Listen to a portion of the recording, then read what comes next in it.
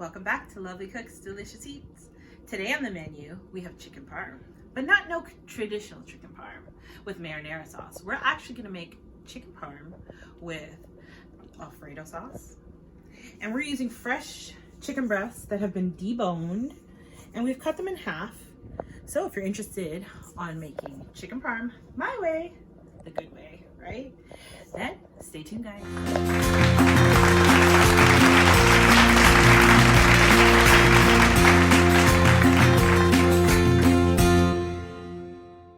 Okay guys, if you're new and you're wondering what is that, well, what you're always going to want to do when you're handling fresh meat is you're going to want to soak it in cold water with lime, lemon, vinegar. Let this soak. There are different reasons people do it. So one of the main reasons would be tradition. Well, my mom did it and I saw her do it, so I'm gonna do it. And then the fact is that sliminess that you're finding on the meat, if you want to be able to wash that slime off, if you want to ensure that anybody else who handled that meat prior to you wash it, you make sure it's perfectly clean. And you know, with COVID and everything going around, definitely wash your meat, guys. It's very important. I personally also feel like it also helps with if your meat is going to have like a fresh kind of nasty taste to it. This soaking it for at least 5 minutes in lime, lemon, vinegar, and you can even add flour to this. Let it soak, come back to it, rinse it off. Then we're going to pat it dry. Very important step when you're using fresh meat. Always wash your meat. And that's not soap on top. That's just for me adding water and the lemon and the lime, and you can see the disgustingness that's floating to the top. So always wash your meat, guys. Okay, so I've washed my meat. This is it here, all clean. One thing to note is I did say that I deboned, sorry about that, guys, the bone off the chicken. Well, nothing gets wasted in this household. I'm not sure about yours, but this I'm also gonna fry. And this is good eats. Once it's seasoned and fried in the breading, this is gonna be really good. That's gonna probably be the best piece out of all. But for these pieces that are still kind of heavy and chunky, I'm actually going to flatten it. So let's start by just doing that. So what we're going to do is we're going to take a piece of chicken breast. We're going to put it on some saran wrap. What you're going to want to do then is you're going to close it so that it looks like this. And the reason we're going to do this is because we're going to flatten it. And if you have, personally, if you have one of those mallets to tenderize your meat, you could use that. But a girl don't own that here. So we got to improvise. You can use anything with a flat surface. It's totally up to you. But if you don't got something that you can see like a jar, bottom of a jar, something flat, use a rolling pin or use the end of this thing. Your choice. I'm going to use the rolling pin. So let me just show you. We got to improvise. Okay. No hate. All we're going to do is we're flattening out the meat by gently tapping the chicken breast. And as you can already see, it's already starting to get flatter. How flat you want it, totally up to you. I don't want chunky chicken breast to be frying, so I'm just going to go ahead and flatten a little bit more, like so, like that. And if you see, that's the thickness I'm going to go in for. If you want, you can even go thinner. But you don't want it too thin because you want it to be able to hold up in the frying process. So I'm going to go through and do the rest of my meat from in my bowl, minus the one with the bones, because the bones are frying as is.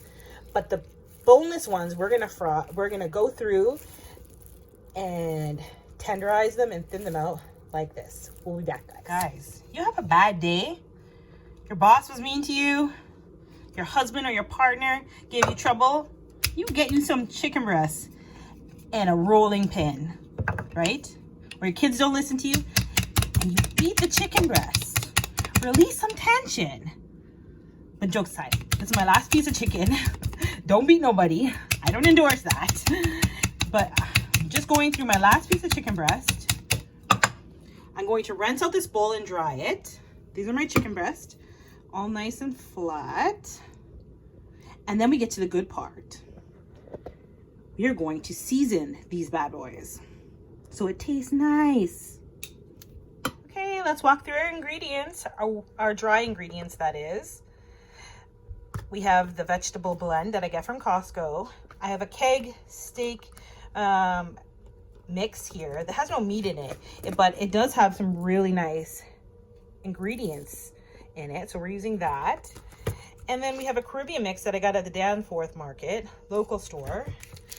Ginger powder, paprika, garlic, and black pepper. Now, a lot of us traditionally just, you know, we pour it into the meat as we go. And, you know, if we're using always the same spices when we're doing baked chicken or, you know, whatever you're doing, if you're using the same type of spices, all you got to do, you know, and for the purpose of this video, I put it in a little container here. I've taken 2 teaspoons of each one of these. 2 teaspoons, guys. 3 teaspoons of garlic, because, you know, everything tastes better with garlic. And 1 teaspoon of black pepper. Mix it into this bowl. And now you have a la spice your home kitchen. So now whenever you're cooking, you could fill it in a reusable container, sprinkle it on, you know, it has all the mixes that you use on a regular basis all into one. You just want to make sure that you completely mix everything. So I'm going to take some of this and put it into my flour mix, and then I'm going to use the rest to season my meat. Keep in mind, you don't see any salt here because I'm not adding any, because some of these mixes have salt already in it. And considering that we're going to be putting it in an Alfredo sauce, we don't want to add too much salt to make it salty. So there you go, guys. Take that little Timbit and eat it, because Timbits are good. Okay, so that's my chicken breast. And I'm just going to go in and sprinkle it, because you're going to go in with your hands, or you can use the tongs there. I'm going to sprinkle it on because you want it to be well seasoned on both sides. Keep in mind, we did not add salt. And another thing that I didn't mention, but I'm going to mention now, is green seasoning. So I have some green seasoning in this bottle here. I'm going to put 2 teaspoons of it into my meat as well. Then I'm going to get in there with my hands.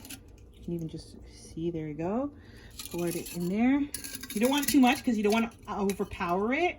We just want a little bit for flavor, because these are a lot of nice green spices, green herbs, and some spices, onion and garlic in my green seasoning that I make at home. If you guys want a recipe on how to make green seasoning, you can definitely comment me down below and we'll be happy to do a video. It is something that, you know, most people from the Caribbean do. They have a jar, either they buy or they make themselves, that have different seasonings in it, and they use it to season their meat. So let me get to mixing and I'll show you after I'm done.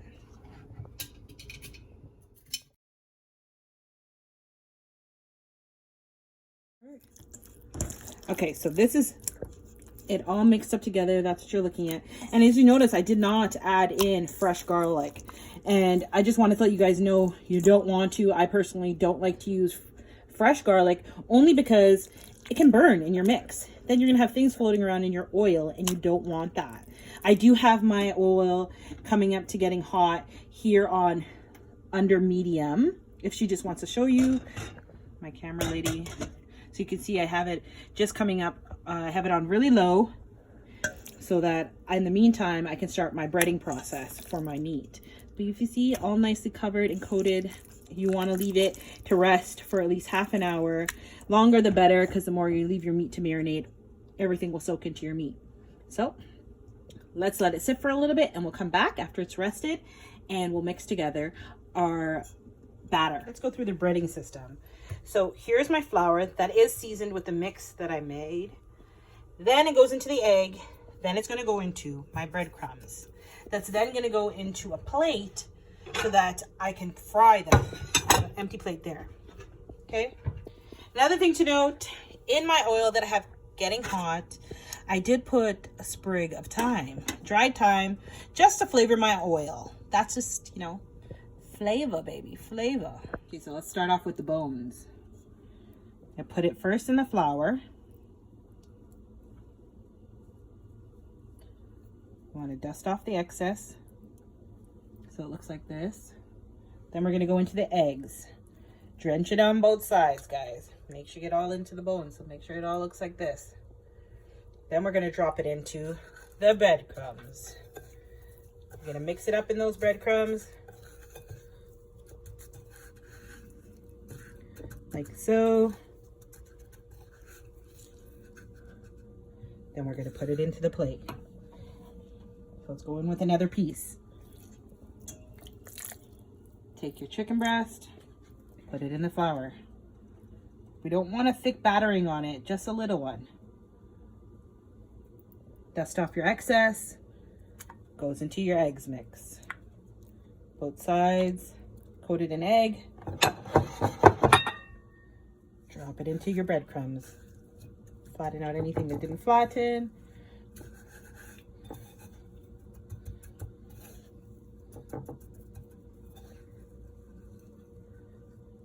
Put it in your plate.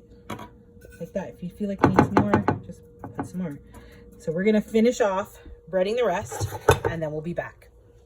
Hey, running out of breadcrumbs? Don't worry about it. You got crackers? And they're flavored? Perfect. All you gotta do, put those crackers in a little food processor, like so. Cover up that food processor, like so. And blend it up, guys. Voila, bread. There you have it. Perfect for what we're using it for. So, as you can see, guys, you gotta improvise. There's no right way or wrong way of cooking. You make cooking what it is. Either it tastes good or it doesn't. But you'll never know unless you try. So here we have the two styles, traditional breadcrumbs, and then here where I've just blended up some crackers. And I'm gonna use it in place of breadcrumbs. My oil is nice and hot, so I am gonna go ahead and add in some chicken. I'm gonna put my oil on medium and I'm gonna let that fry. And you'll notice that when it's coming to a done, it'll start floating to the top. You're gonna fry until they're like golden brown, keeping in mind we're making chicken parm, so these are gonna end up in the stove. So we want to fry them until they're a nice golden brown. You don't want to overcrowd your pan, because if you overcrowd your pan, the heat and the oil that it's at currently will drop. And then it'll almost be like it's soaking really in your oil, and you don't want that. So fry them until they're nice golden brown, and then we can take them out. These thin pieces, how we use the rolling pin and made them flat, you can see they cook up pretty fast. But we are finishing them off in the oven. So I'm gonna go ahead, take those out, leave the big one in longer until it turns golden brown. So there we have another set going. Another set to get fried. And this is what it looks like when it comes out of the oil. This is the traditional breading, and this is the one with crackers. I personally would probably go for this one. I feel like it looks really yummy. I am going to fry one without breading of crackers, and I'm just going to bread it in flour, actually, because Rishi likes his lightly breaded. So I'm going to go ahead and fry this one without the crackers breadcrumbs.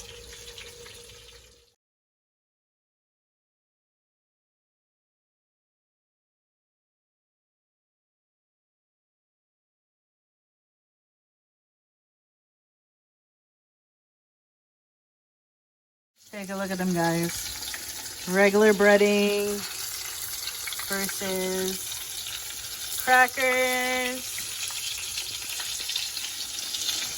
Now that's just the portion for our chicken. Now I need to get to our sauce. And so the ingredients I'm going to use for my sauce, I still do actually have one. The last piece of just flour, it is in my oil still frying. And now for my sauce, I'm not using a homemade sauce. I'm not going to be making it myself, but I definitely can. But to save time, and this is after work for me, so even making this chicken parm is like, you know, a lot of work. So I'm going to use a canned sauce, but I'm also going to add cream cheese and a can of cream of mushroom, onion, and garlic. So the garlic I made myself. That's the jar, you just fill it in. So those are our ingredients for our sauce. So let's get working on that. Okay, so our oil is nice and hot.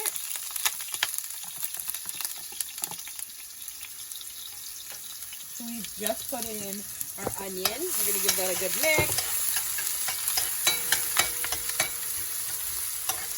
You want your oils to be nice and hot. I have lowered my heat because I had my stove on high. I'm going to put in a lot of garlic. Garlic to your discretion. That's probably like a tablespoon and a half. So I'm going to let this fry up for a little bit so that the onions can turn translucent.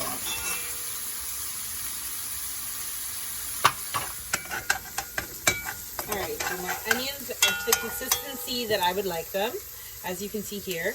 I'm going to go in with this Alfredo sauce, which when you get store-bought, you don't get very much. So inside, oh my gosh, my hands are inside the bottle does have a lot of stuff still left in there. So I am going to go ahead and add about half the jar of milk, like that. You can see inside the jar. I'm going to go ahead and put the lid back on it. Give it a good shake so we can get all the rest of that residue out. We're going to pour that in. Are you thinking, oh my God, it's going to be too liquidy? No, it's not. That's where the can of mushroom comes in. You can do cream of mushroom, cream of chicken, cream of broccoli, anything you like. Like that. I want to give it a good mix.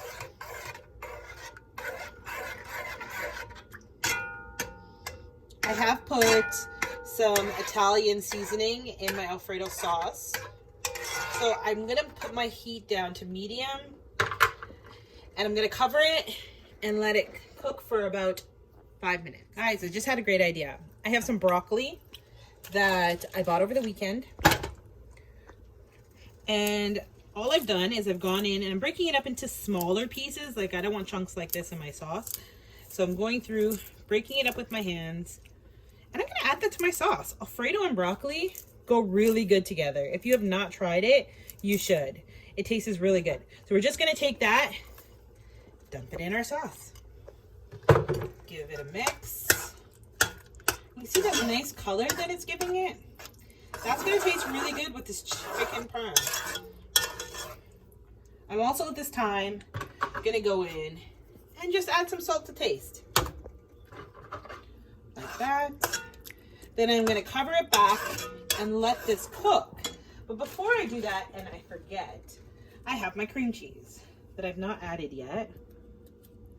So I'm just going to open this up. And this is also going to act as a thickening agent to my sauce. Remember, I've added a lot of liquid. Just going to drop that in there. You definitely do not want to have your heat on high or else it can burn. So I'm just going to leave it there. It will melt down as it's cooking. So cover that again. We'll be back in another 5 minutes. Okay, so our sauce is nice and ready. So I'm going to go ahead and sauce the top of my chicken that I put in my Pyrex. I am going to leave some sauce to mix on the pasta. Typically you want to use Parmesan cheese or mozzarella, your choice. But for me at home, I only have right now is marble and cheddar. So I've gone ahead and I'm going to use I put some of this on my broccoli. As you can see, I've gone ahead and put the cheese on the top of my chicken. I'm going to go ahead and pop them in the oven for about 10 minutes so the cheese can get all nice and melted. And then I'm going to do 5 minutes on broil. So now you see it like this. And there you have it, guys. My version of chicken parm. Doesn't that look so delicious? If you could smell in here, it smells really delicious. So guys, if this is the first time you're visiting my channel and you've made it to the end, please subscribe, join the family, try out my recipe, give me a comment down below, Share it with your friends. Let them see what I got going on over here. So, until next time, guys. Bye.